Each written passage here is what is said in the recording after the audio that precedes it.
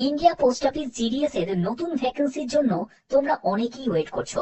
আজকের এই ভিডিওটা প্রত্যেকের জন্য খুব ইনফরমেটিভ হতে চলেছে, কারণ কি এই ভিডিওর মাধ্যমে তোমাদের কবে ভ্যাকেন্সি জারি হবে সেটা তো তোমরা জানবে, কত ভ্যাকেন্সি থাকবে সেটাও জানবে, এবং কিছু পরিবর্তনের ব্যাপারেও তোমরা জানতে পারবে। দেখো, তোমাদের এখানে দেখো অ্যাক্টিভিটিস এবং টাইম লাইন গুলো দেওয়া হয়েছে, যেখানে vacancy updation by division unit, যেটা 21শে অক্টোবর থেকে 27শে অক্টোবর পর্যন্ত এই প্রসেসগুলো কমপ্লিট হয়ে গেছে।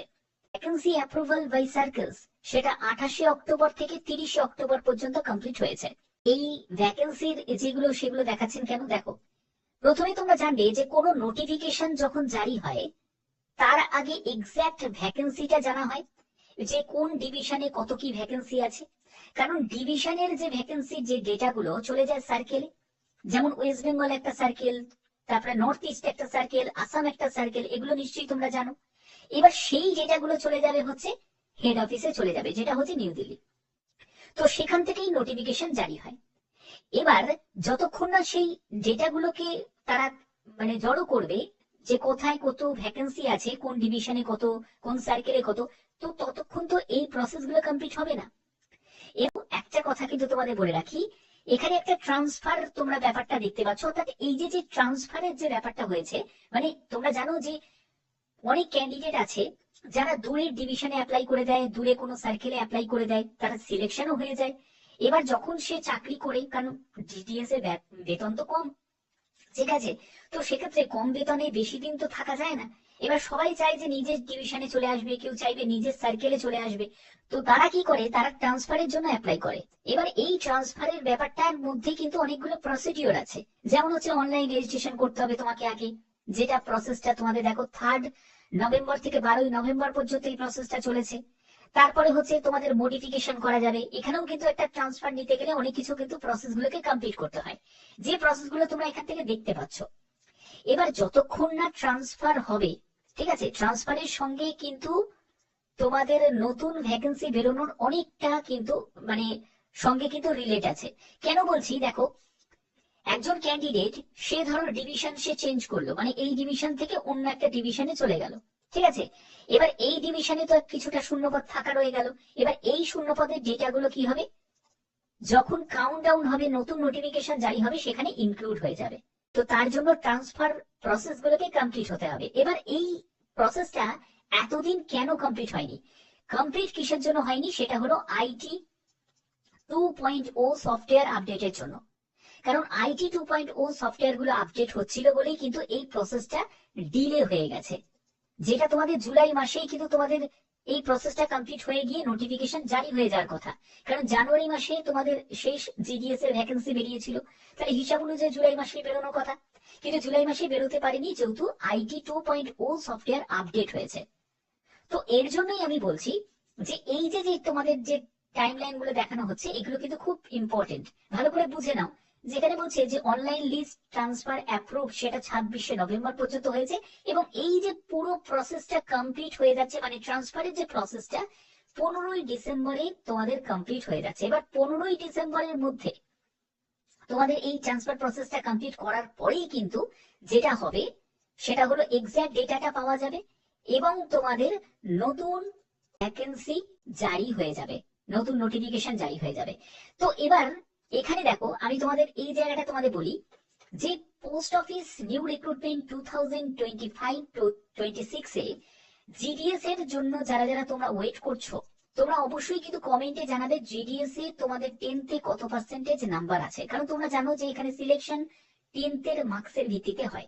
এবার আদৌ কি কিছু পরিবর্তন হবে, সেই ব্যাপারটাও তোমাদের বলবো পরবর্তী জায়গায়। দেখো, চেঞ্জেস এর জায়গা দেখতে পাচ্ছ যে এক্সামে কিছু পরিবর্তন হতে পারে, এডুকেশন কোয়ালিফিকেশনে কি কিছু পরিবর্তন হতে পারে, এজের ক্ষেত্রে কোনো পরিবর্তন হতে পারে, সিলেকশন প্রসেসে কোনো পরিবর্তন হতে পারে, কি নতুন ভ্যাকেন্সি কবে জারি হবে, সম্পূর্ণ ডিটেলসটা তোমরা জানতে পারবে। এক্সাম, এই যে এক্সামটা নিয়ে তোমাদের অনেকের হয়তো মনে হতো 50 নম্বরের একটা পরীক্ষা হওয়ার কথা ছিল, তো এটা কি সম্ভব আছে 50 নম্বরের পরীক্ষা? তো এখানে তোমাদের বলে রাখি, দেখো, এটা কিন্তু এখনো পর্যন্ত অ্যাপ্রুভাল কিন্তু পাইনি। তবে যদি হয়, কারণ যেহেতু হাতে সময় আছে এখনো, যে কোনো সময় কিন্তু এটাকে ইমপ্লিমেন্ট করতেই পারে। এবং এটা কিন্তু কোনো রিটেন এক্সাম হবে না, কারণ এরকম কিন্তু কোনো মেনশন করা ছিল না নোটিফিকেশনের আগে। যেখানে তোমাদের একটা নোটিশ জারি হয়েছিল, যেটা হচ্ছে ইউনিয়নের তরফ থেকে, মানে জিডিএস যে ইউনিয়ন আছে, জিডিএস ইউনিয়নের তরফ থেকে, সেখানে কিন্তু বলা হয়েছিল যে একটা 50 নম্বরের একটা পরীক্ষার কথা বলা হয়েছিল।